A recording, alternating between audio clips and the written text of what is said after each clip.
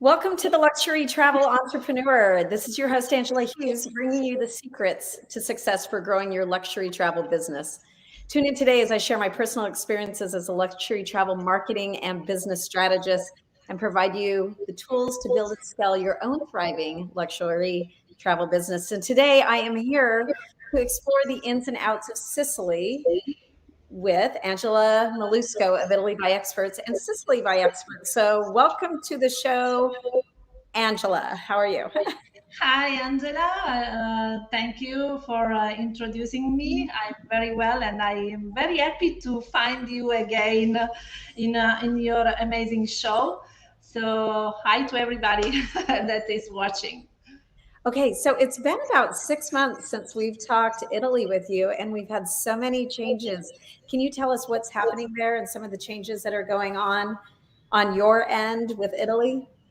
But I can say you that at the beginning, when we talked 6 months ago, we had a lot of troubles. As you remember, we were at the beginning of the new rules, and so we were a little bit upset and also scared about what was happening. But I can say you that this summer for us was very good respect to the past. Naturally, we have not the same numbers, but I think that is for everybody the same as 2019. But for sure things have been really good respect the 2 last years, and we have seen that there was an increase, a big increase in inquiring about Italy and also the islands, Sicily and Sardinia as well. So it means that as we talked 6 months ago, people want to travel, people want to go back to normality, and Italy is their one of their first destinations. So we are very positive. We need to be not positive. Positive is a word that is difficult to utilize in this moment, but we need to be. To say yes, positive for the future, even though there are some new troubles that we can see in the last days, as we know, but I'm sure that things will be better. So, respect 6 months ago, we are happy. Let's say that. I know you were so busy during the summer months and the fall. What do you predict for the upcoming year?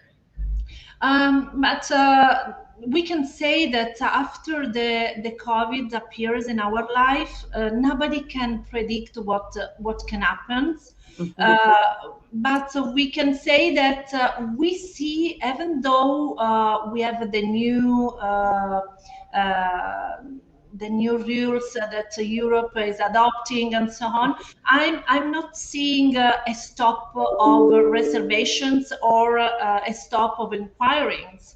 I Okay. see that there are still a lot of people that is inquiring about Italy and Sicily for next spring. So this gives us really a positive thought about the future. I think that now people is becoming, how to say in English, acquiring about what is happening, and they don't want to stop to think about their vacation. So this is my impression, the impression that I have had in the last weeks. Yeah. I thought that everybody stopped about inquiring, considering what is happening in the world in this moment again. But they didn't stop. I mean, until yesterday, we received a couple of inquiries about villas and some family travels for the south part of Italy. So it means that we will start again to work. I'm sure that. Where do you feel like the hot spots of Italy are going to be for 2022? It's not because I'm Sicilian, and it's not because we are focused on Sicily today, but really I'm seeing an increase of inquiries about Sicily, Sardinia. Sardinia is, that has been our new destination this year. We proved to see how it was, how people. saw the idea to come in Italy and go in Sardinia.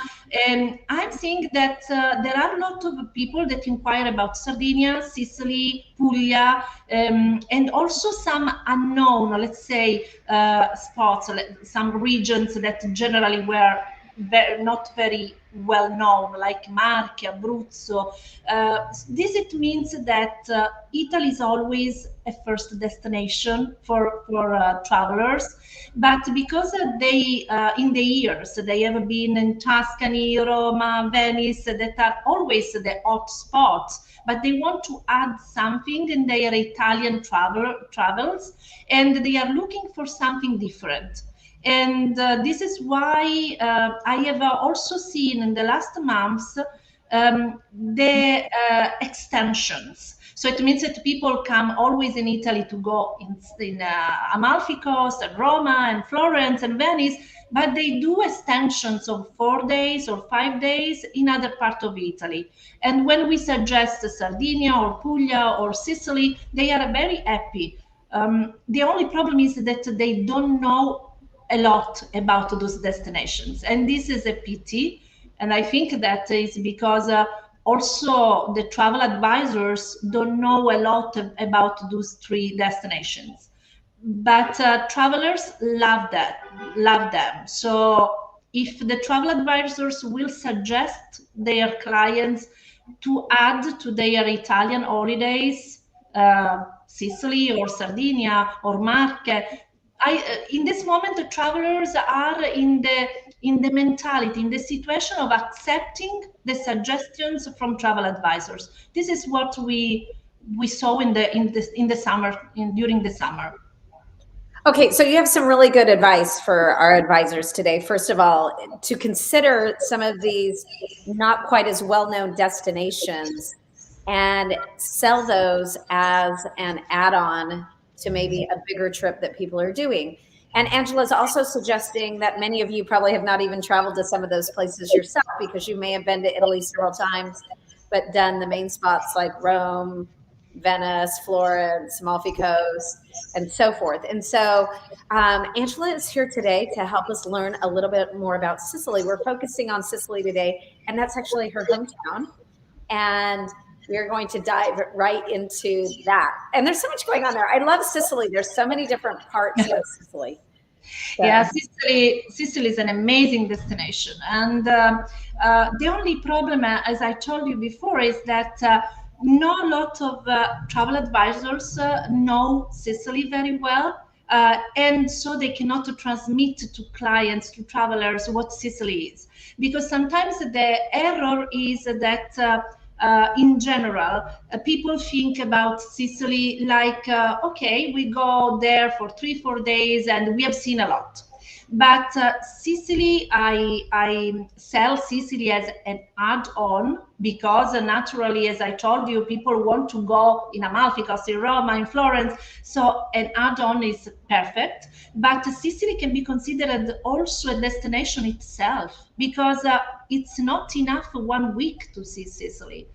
Today we will see some spots and what you can do, and you will see that there are so many things to see and do in Sicily, that the best time to see a lot of Sicily is 14 days. So not 1 week, but two weeks. So I think that this is why with you we are trying to do some fun tours, because we want to not teach but transmit the beautiful history, architecture, culture, traditions, and food of this amazing island. Yeah, so you might have heard that right. Lux Tribe watching today. We are putting together some fam trips with Angela. We're just trying to narrow in on the date right now to make that possible for springtime. And of course, we've got all types of dynamics in the world happening that are making that incredibly interesting to work around. But definitely working on getting some fam trips together with Angela down in Sicily and Sardinia and Puglia and etc. And I'm so excited about that. I feel like those are areas that everybody is just asking for right now. Okay, so let's get started for a minute. Tell me real quick, why Sicily?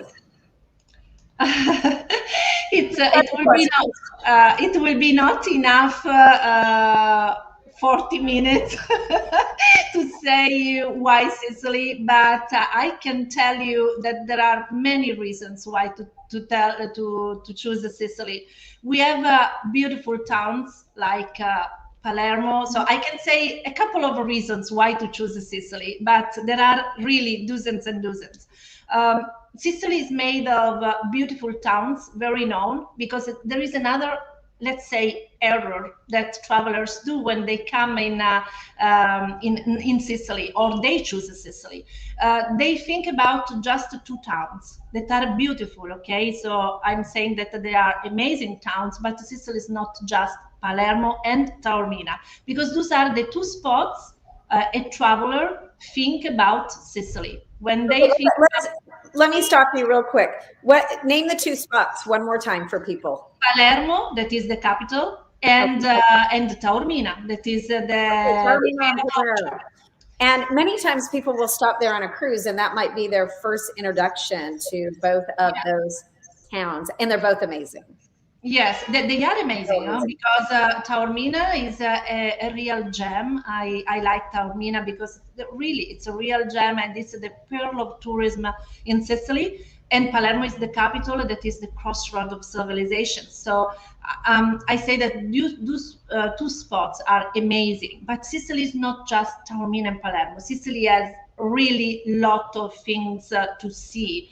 So between the reasons to choose Sicily, there is Palermo, that has been named Italy's capital of culture in 2018. So at least you know that, and it's a cultural synthesis of history, because it's a town that has absorbed for millennia the influences of invaders from three continents. We have had the Arabs, Greeks, and Byzantines, and Normans, and Spanish.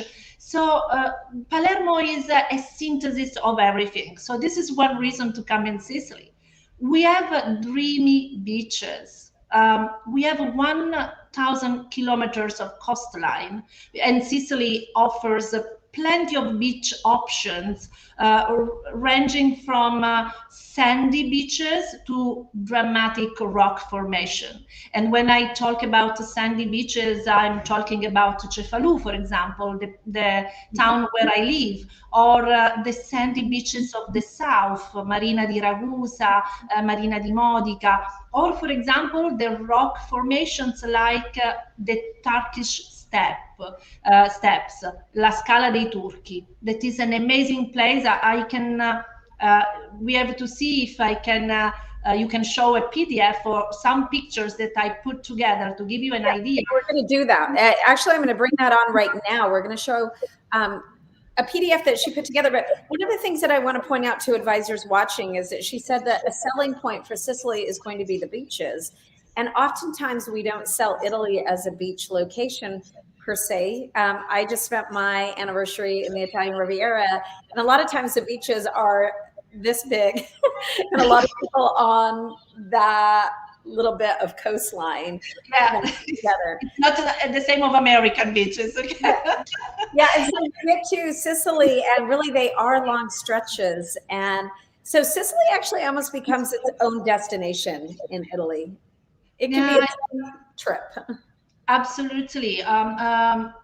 The other mistake is that sometimes people that know Sicily, they think about Sicily like a beach, just a beach destination.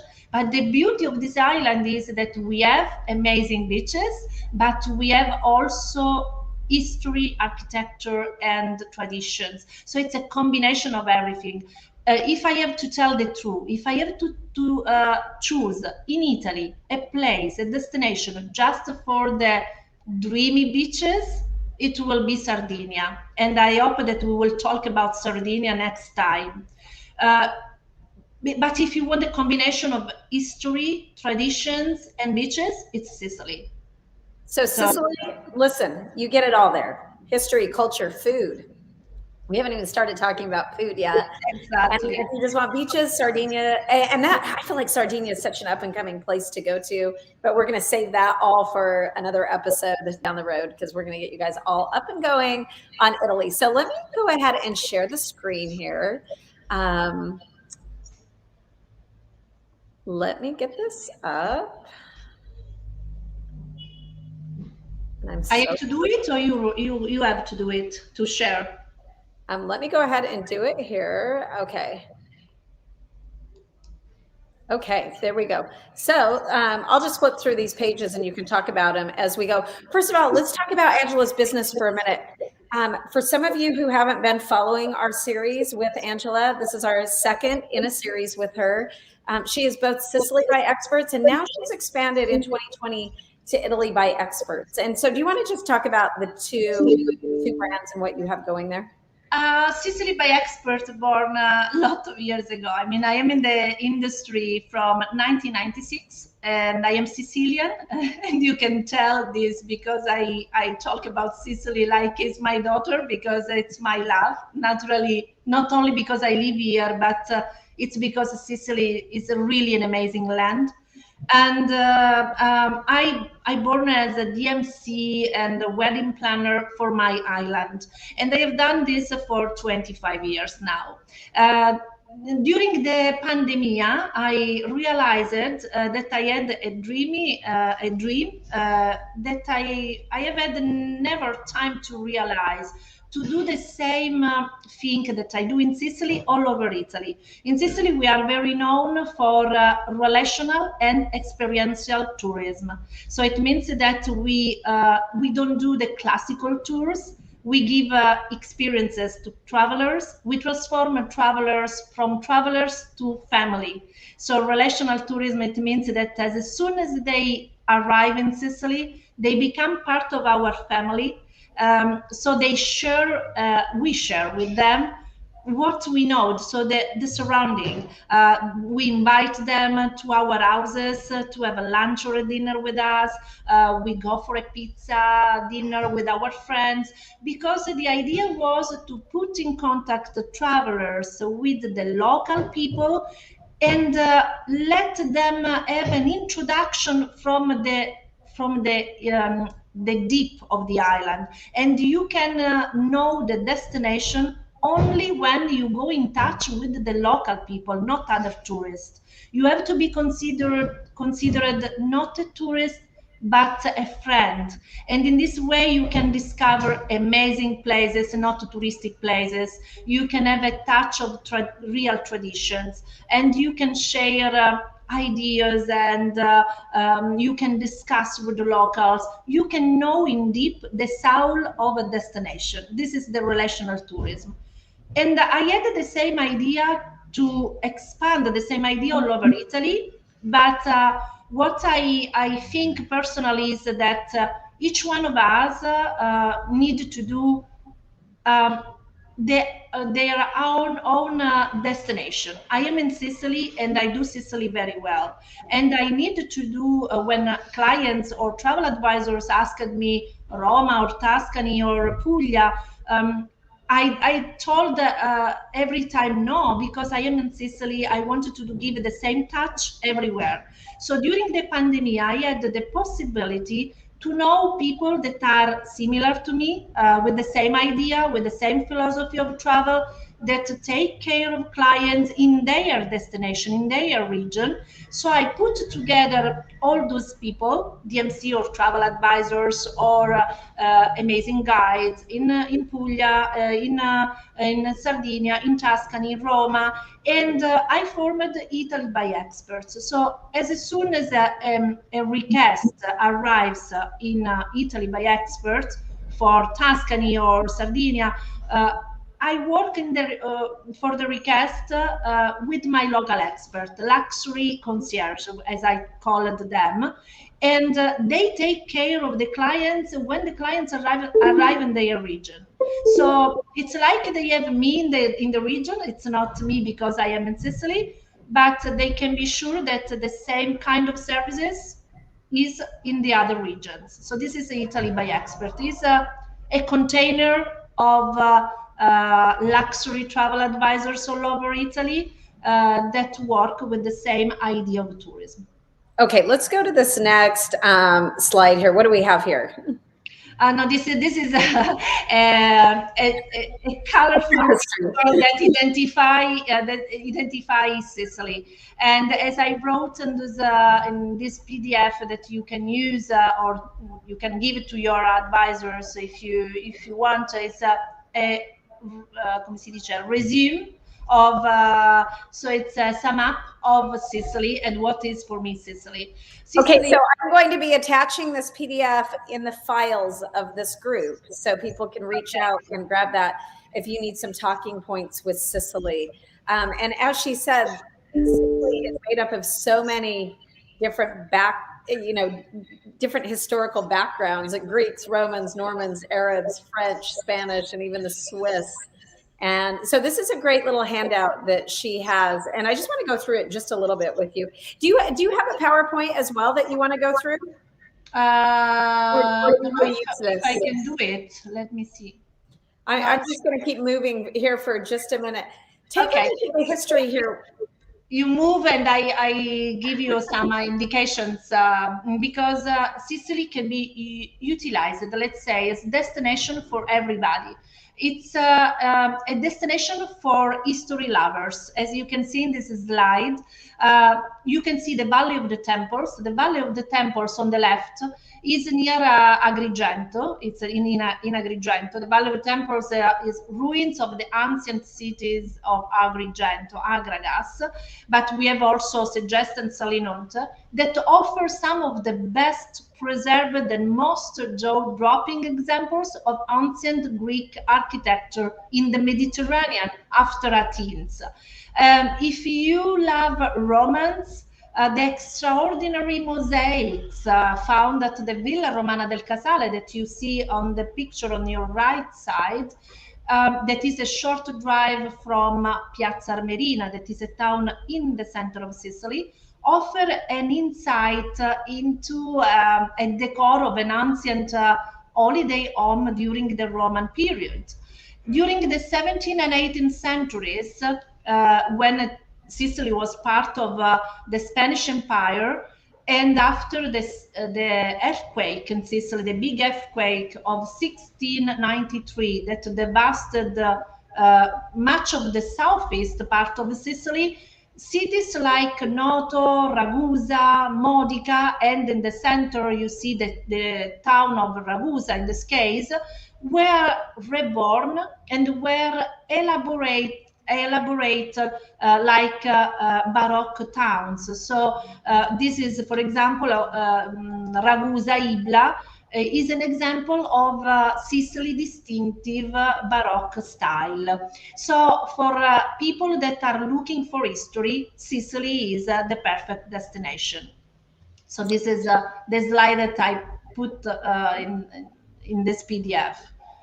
If you go ahead, for example, we talked 6 months ago. I remember that we talked about the fact that people are looking for a new luxury. Luxury not in the sense of real luxury, but luxury in the sense of off the beaten track and experiences. And Sicily is a destination with plenty of opportunities to get off the beaten track, because the Sicily landscape is as diverse as the various cultures that have called this island home across the centuries. You have naturally to venture behind the most popular cities like Taormina and Palermo, as we told before. And if you adventure inland this beautiful island, you discover endless places to do off the beaten track itineraries. For example, you have pristine beaches near Agrigento, like the famous Scala dei Turchi that you can see. It's the first on the right side up. This is the Scala dei Turchi, the Turkish steps, or the most amazing sunset surrounding the city of Trapani, where there are the salt pans. That is the beautiful sunset that I put at the end of this slide. Or, for example, the Baroque architecture of the atmospheric island of Ortigia in Syracuse, or Ragusa, Modica, and Noto. Or, for example, the volcanic Aeolian Islands, the unknown villages of the Madonie. It's the first picture on the left side on the top.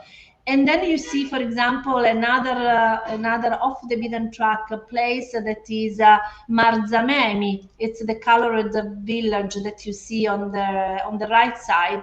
It's in the south part of Sicily. And then there is a place that I love too much, that will be part of your farm tour, that is Pantelleria, because Sicily is an island with islands. So we have the Aeolian Islands, Egadi Islands, and the beautiful island of Pantelleria.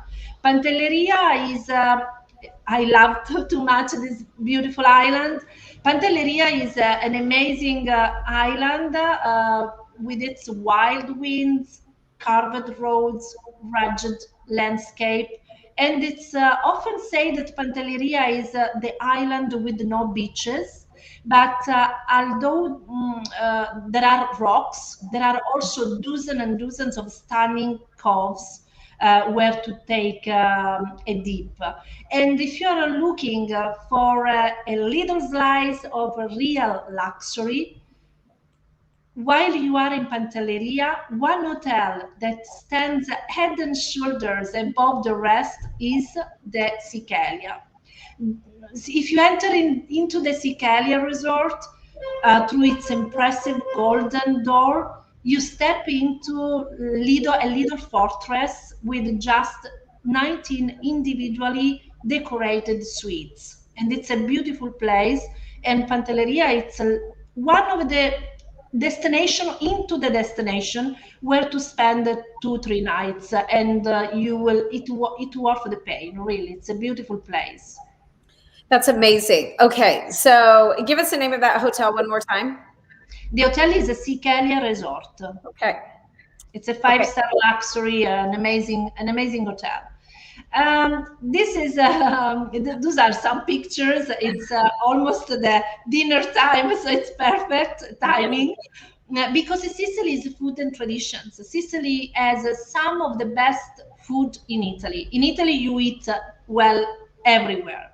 But in Sicily, for sure, I think it's one of the best destinations, because eating in Sicily is a melting pot of food, of tasting. That it's because we have had a melting pot of cultures, and every civilization, every people that are arriving in Sicily left us something. And this is why in each part of Sicily the food is not the same.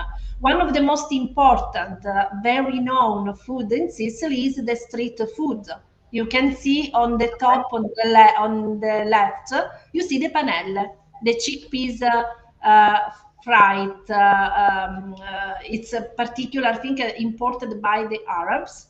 And you can find the street food like the arancine, that you know, I think very well, the panelle, the croquet, that is potatoes, smashed potatoes.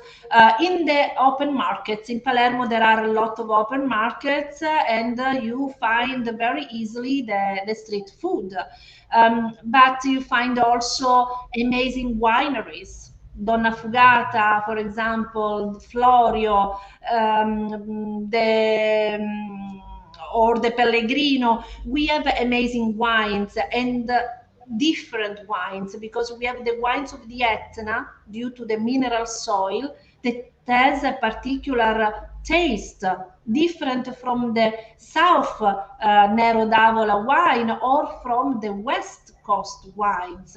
Then we have the Granita, the ice with the flavor of coffee, almonds, or lemons, the pomodorini di Pachino, or colored food like this amazing salad that you see on the right side on the top, where you find the oranges, fennel, olives, and anchovies, so and onion. So this is an amazing and very fresh and summer salad. Just to mention a few, but we have eggplants, pistachio, olives, prickly pears. We have really, really a lot of food for food lovers, food and wine lovers. Sicily is the best. This is why we organize a lot of wine and food tours. Now let's talk about the wine and food tours for just a minute. If you really want personal experiences, that's what you're really good about doing. I know I talked to one advisor this year who sent a celebrity client there, and she said it was the best tour they've ever been on. You really went out of your way to personalize it and make it amazing. So you might be considered small in the industry in terms of you don't have 99 employees, but you really customize and build a really authentic experience for people. And some of those experiences, I know even the big vendors can't get. No, because as I told you, I live here. I am Sicilian, and I started this work in a different way. I don't sell big groups, except if there are some incentive trips for big societies, or if they are weddings. But in general, I prefer to take care of FIT, so families or individuals, and this permits me to bring them into real places that are not for tourists. This is why, and then I use all my connections. I have a lot of friends in the travel industry in Sicily, and not only in Sicily, but in Sicily in particular way. So I am able to bring you inside a palace, not come si dice, public palace where everybody can go, but a palace that is a private home. So because I know the owners and we are friends, so I call them, and sometimes we invite clients to have a drink or to have a lunch with them. So it's something very unique because before selling to clients, let's say that, I use that services. They are friends of mine, they are families, and so I introduce the clients that for me are not numbers, are not clients, to the same connections I have. This is why I am able to bring you in some hidden spots. And And that's what really makes you unique, is because you can actually build for those individual clients really customized itineraries. Okay, let's move on for a minute. Okay, tell me a little bit about this. This is one of the winery. We talked about the wines of Etna. If you see in the backdrop, you see the Etna with some smoke in this picture. And this is one of the winery. Let's say that in Sicily, as I told you before, we have a lot of wineries, such as Donna Fugata, Florio, Planeta, just to mention a few. But there are a lot of little wineries. So it means that not big producers, but niche producers. So we prefer to bring clients into niche wineries where you don't have a big production, but you have really an introduction to the way of harvest, or the in what way they obtain the taste of this particular wine. They sit at the table with the owners. So this is what we prefer. This is one of the winery we use on the top of the Etna. Yeah, it's amazing. Okay, let's talk about this. We just had a little minute where we were talking about some of the unspoiled beaches, but it's really spectacular down there. See, because as I told you, Sicily has amazing beaches also. In this picture, for example, you can see my town, Cefalù, on the right top part. This is Cefalù, and then under Cefalù, you see this amazing spot that is the Tonnara di Scopello. Tonnara is a fisherman house. Now it's like a little hotel with 15 rooms in front of the beach, and is also used for weddings, because we didn't talk about that. We had we have had no time. But Sicily is also a wedding destination, and there are amazing places, beautiful castles like this one, this Tonnara. For a wedding, I can tell you that is a really a beautiful destination. Okay, let's talk about the best seasons, because you've got the best seasons on here, April to kind of October. We're extending now even to November. Yes, because Sicily is the best period. Let's say that the best time to visit Sicily for me, it's from May to June, from September to November. Um, the late spring and early fall months offer temperature that can go around 25 degrees, which are ideal for example, temple gazing or beach lazing or hiking or cycling. These are both considered the shoulder seasons, and you may able to have good rates. If you plan July, August, that this year for me was the first time I received Americans in July, August, because generally Americans come in Sicily in April, May, September, October. But this year I have had a lot of requests for Sicily and Sardinia in July and August. So that is very strange, because apart that you'll contend with lots of crowds, the prices are really high, and we have the hottest temperature of the year. So what I suggest is to come in spring or early autumn, but because when Sicily in summertime gets hot, it's really hot, which can make walking and cycling very difficult. The best time it's when the temperature is the best, so as I told you before. But let's say that also this December or February, March can be okay, because we don't have a very heavy winter. Our winter time in Cefalù, for example, is around 13, 15 degrees.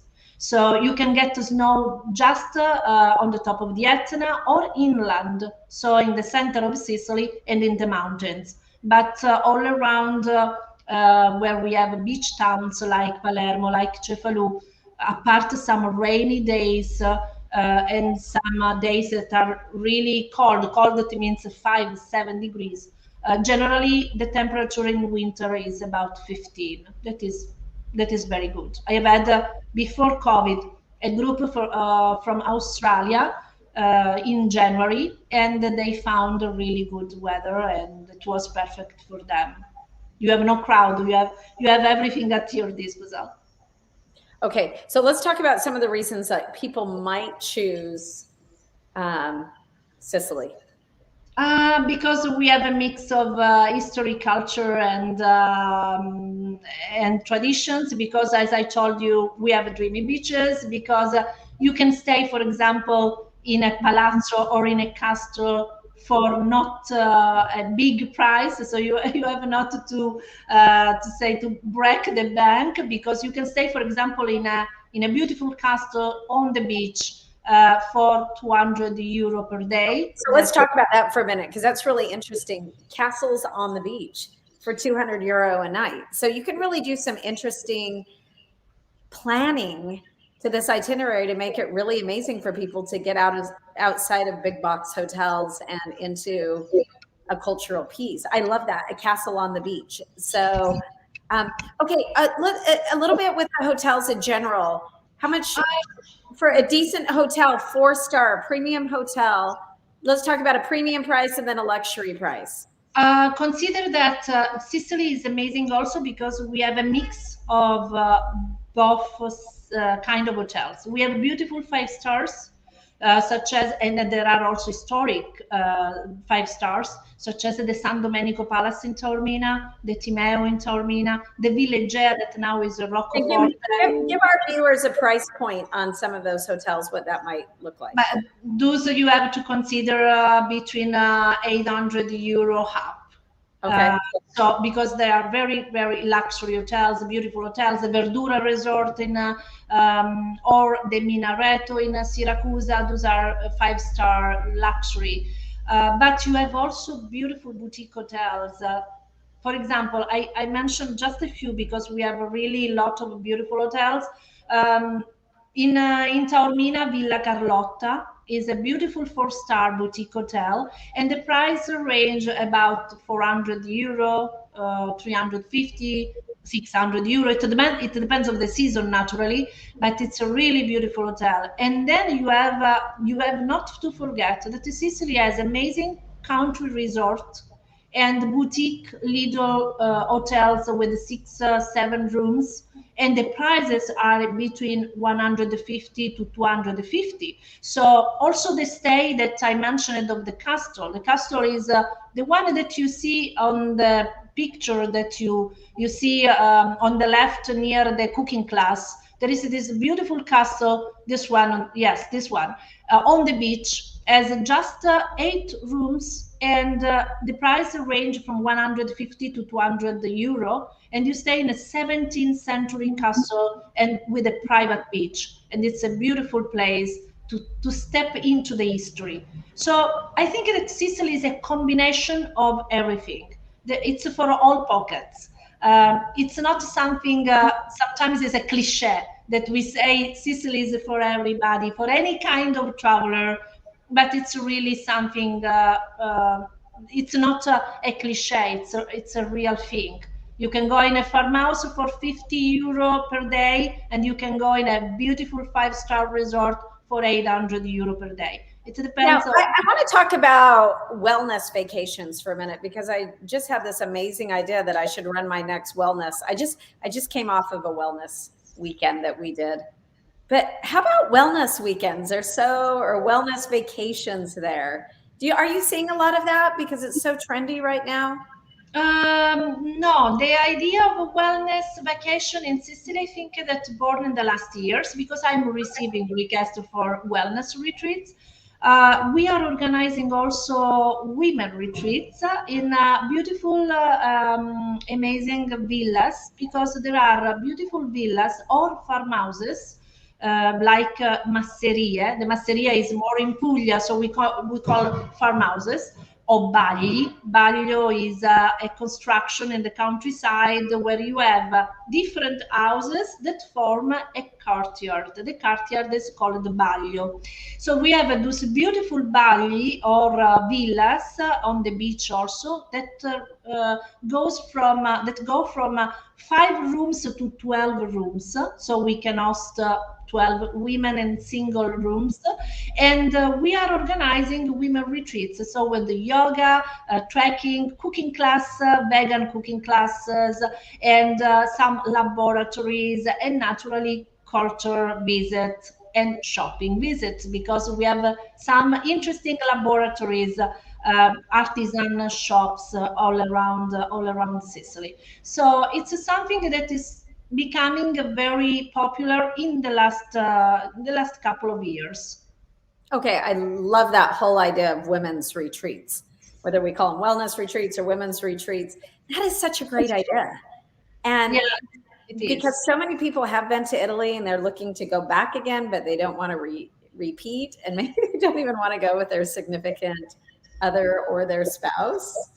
Hey, you Yeah, guys watching this, that is a great marketing idea, selling a women's retreat. Okay, moving on, because we're almost out of time.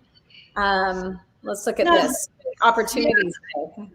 this is because Sicily is really, I think, the island of 1,000 opportunities. We have talked about wine and food tours, because we really are. Sorry, because it's my camera that goes up and down. We can do wine and food tours, because we have a lot of kind of wines and an amazing to say diversity of food, so we can organize cooking classes and wine tours.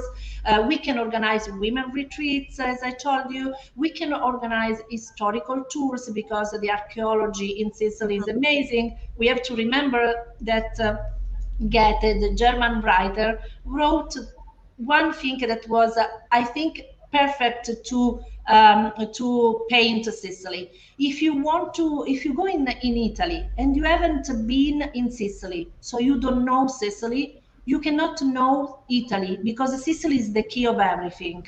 And I'm sure that it's true, because we have had so many civilizations that passing through Sicily, that is really a deep a step into the history. If you want to know the history of Italy, you have to come in Sicily, because you find in each place a different period of the history of this beautiful land. And then another thing that we have had no time to talk about is also that Sicily, this is a request that I have had a few times this summer, because people say, I have a family with kids, and I don't think that Sicily is the ideal place. And it's wrong, because in Sicily there are so many things we can organize for kids, and they cannot be bored. From the cooking classes to the when we go in the open markets, kids love that.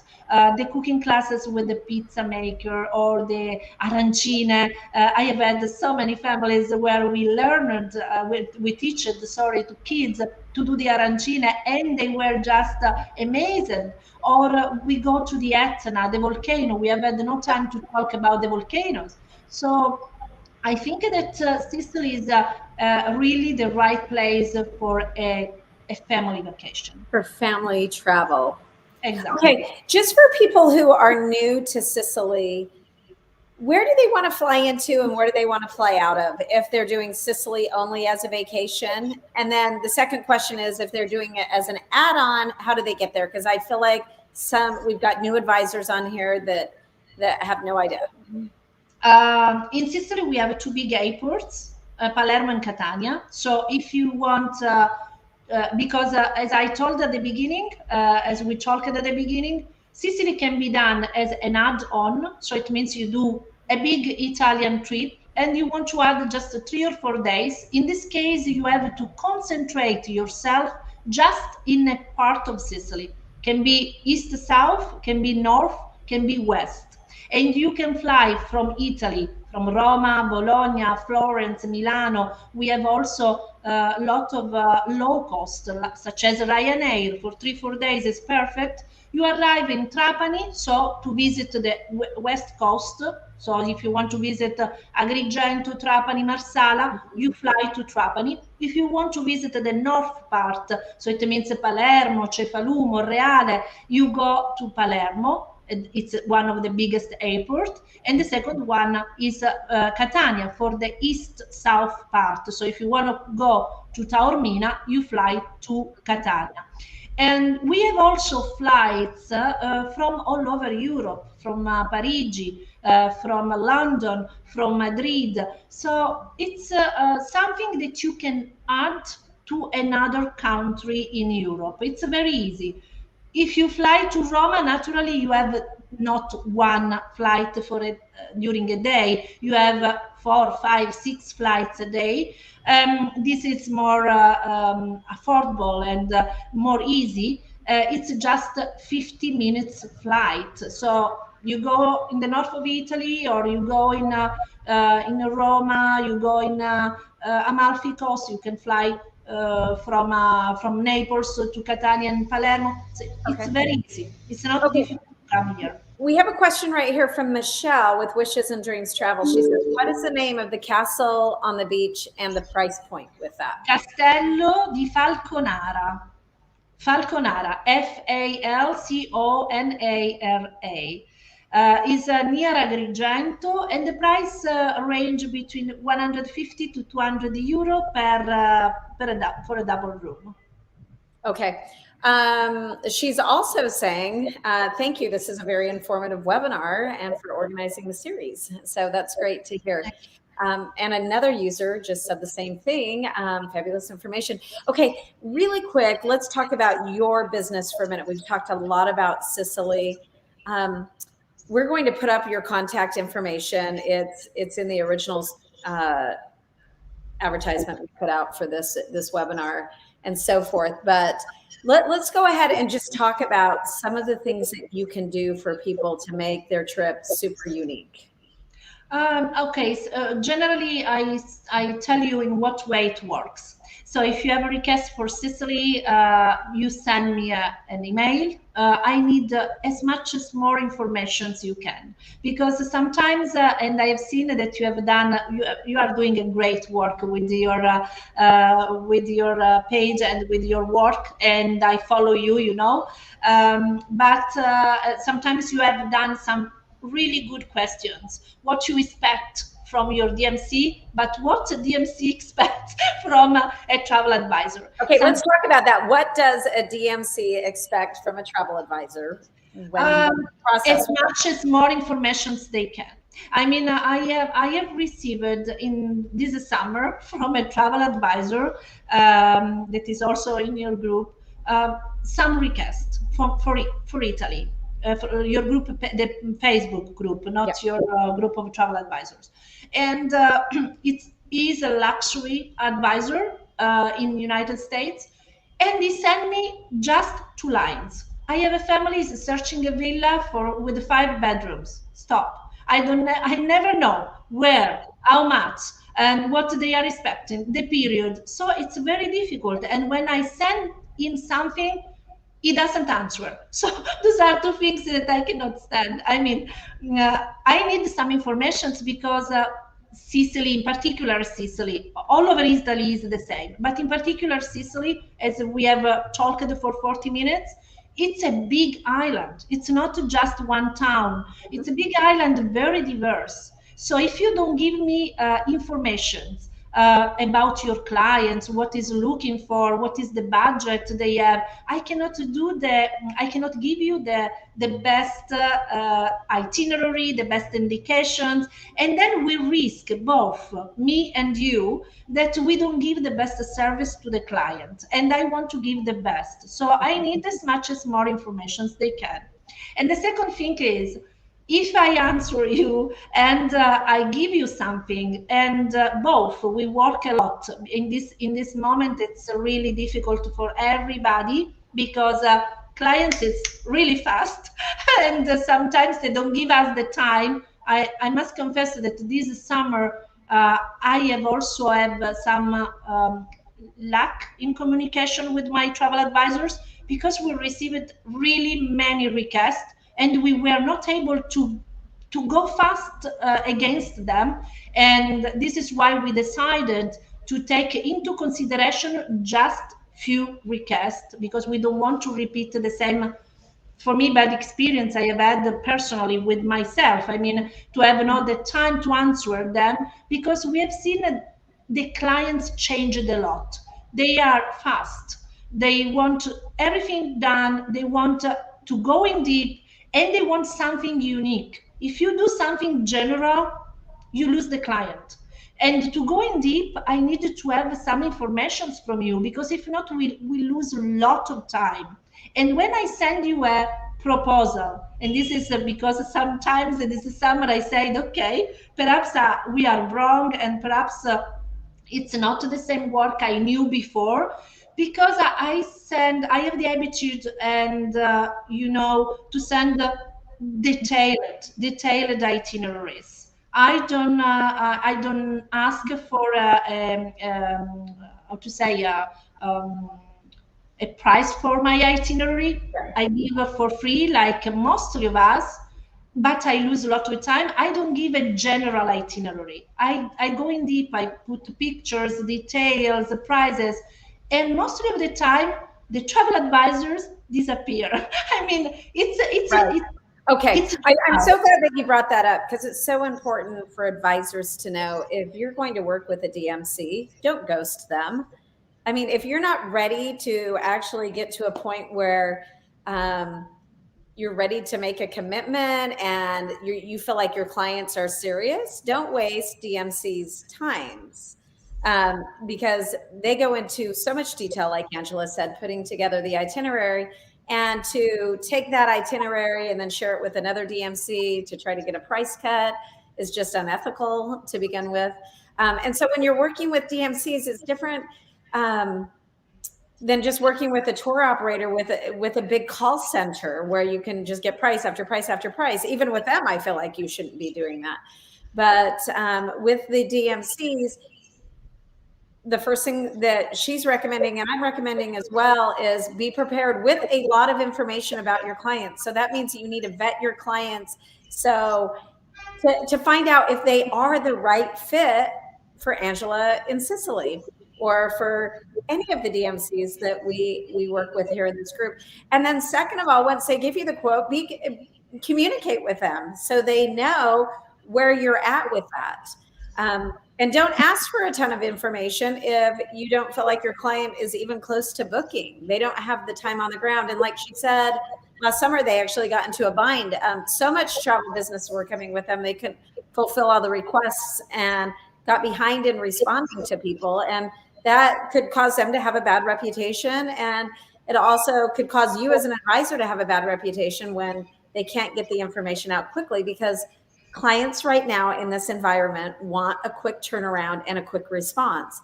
But in order to do that, you need to be working with a team, as a team together with the DMC on the other end, such as Angela, and working in tandem. And then third, if you're not going to go ahead and use their services, let them know so they're not hanging on to space that they're holding or experiences that they're holding for your advisor. Okay, we have another question here really quick, and then we're going to end. Do you feel like Sicily is a good place for yacht charters? There are a lot of requests also for yacht charters. Consider that mostly of the beautiful yacht charters that we rent come from Amalfi Coast. Sometimes we have had some beautiful yacht charter from Croatia, and the prices are not expensive. But here in Sicily, we have just a few, not a lot. But it's a beautiful place for yacht charters. We have done before the pandemic, and we wanted to repeat that, but we didn't because of the pandemic that is unexpected and cause a lot of troubles, because we are not able anymore to do a programmation. But before the pandemic, we have had a beautiful experience that we wanted to repeat, because we chartered a beautiful yacht of 20 cabins, and we have done 9 days around Sicily. So it means that each night we navigate to a city. The day after they arrived, for example, in Cefalù, and we organized a particular and very unknown experience in Cefalù. Then they stayed all day. During the night, we went to the next point, that was Palermo. Same thing. For example, we organized the cooking class in a 17th century palace with the Baroness. My camera continues to go up and down. And so it was a beautiful experience. And I can tell you that we have had 2 groups of 25, the first, 20, the second yacht charter, and they enjoyed it because they didn't expect that in 9 days they could do beautiful things in only one place, that is Sicily. Generally, who organizes a yacht charter in Italy goes from the north to the south. In this case, I concentrated everything in Sicily, and so I can answer your travel advisors that is a beautiful destination for a yacht charter, because you can see each day a different thing, and it seems like you are in different destinations, because we have the Greek town with the Greek temples, like you are in Greece. We have the Baroque area. We have the Norman Arab area. So we have the volcanoes. So the clients will enjoy really the week or the 10 days that they spend in Sicily, yachting around this island. Okay, here's our last question. Is communication in Sicily easy for Americans if they don't speak Italian? We have a lot of Americans now. I mean, Sicily is it's a beautiful destination for Americans. In Sicily, mostly of the people that work in tourism field, such as hotels, restaurants, speak English. Perhaps it's not a perfect English, but they speak English. And what I can say you, it's that in Sicily, it's not necessary to talk a language because we talk with the hands, and I can assure you that all clients enjoy and understand. So don't worry about it. No, it's a beautiful destination for Americans. We have beautiful reviews from America. I work mostly with Americans, and if you can see also on the internet, we have amazing reviews, all 5 stars, and people not only about me or Sicily by experts. The reviews are also for the whole island, for the services, the hotels. So it means that Americans like Sicily. So you can sell Sicily. It's a perfect destination. And for you as a travel advisors, considering that we were talking about what we are expecting and what clients are expecting, clients in this moment are expecting something particular, something different, something that cannot be found in the famous OTA that ruined our work as a travel advisor. Yeah. So the only thing that characterizes us and that can, how to say, make a difference between an OTA and us is our particular work, like a dressing designer. We are the same. So to design a perfect dress on the client, if we know a lot about him and we give them beautiful experiences, a beautiful destination, unknown destination, such as Sardinia, such as I insist about Sardinia and Sicily. Also, like an add-on, if you add Sardinia or Sicily in your Italian itinerary, it's I think it's a win itinerary, because a client in this moment, American clients, are not very well prepared about Sicily and Sardinia, so they trust you.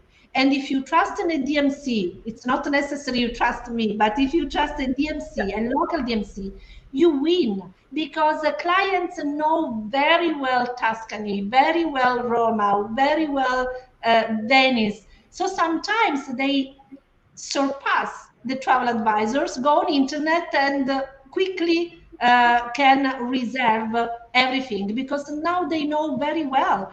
Sicily and Sardinia is a little bit unknown in this moment for the American market. So if you are able to add those things, those 2 regions to your Italian itinerary, you can be able to, let's say, take and reserve the whole itinerary, because the client say, okay, this travel advisor is giving me something that I cannot find by myself, such as the castello, so the overnight in a castle for such a low price, or the cooking class with the baroness, or for example in Sardinia, that we will talk next time, we go in to do a trekking with a shepherd. So we go with the shepherd in the mountains of Sardinia. So you have to give them something that they cannot find. And in this moment, your help in Italy is Sicily and Sardinia. This is my advice. Okay, thanks so much, Angela, for joining us on part 2 of our series of Italy with our experts. And be on the lookout. This will be posted in our group and also on my YouTube page. So we'll see you guys next time, and be on the lookout for our fan trips that are coming up with Angela as soon as we can narrow down a date. That's my fault. She's ready. That's me. It's all on me. And we'll see you guys next time. Thanks so much. Thank you, Angela, and see you soon. And we have to organize those fun tours that will be amazing for your travel advisors.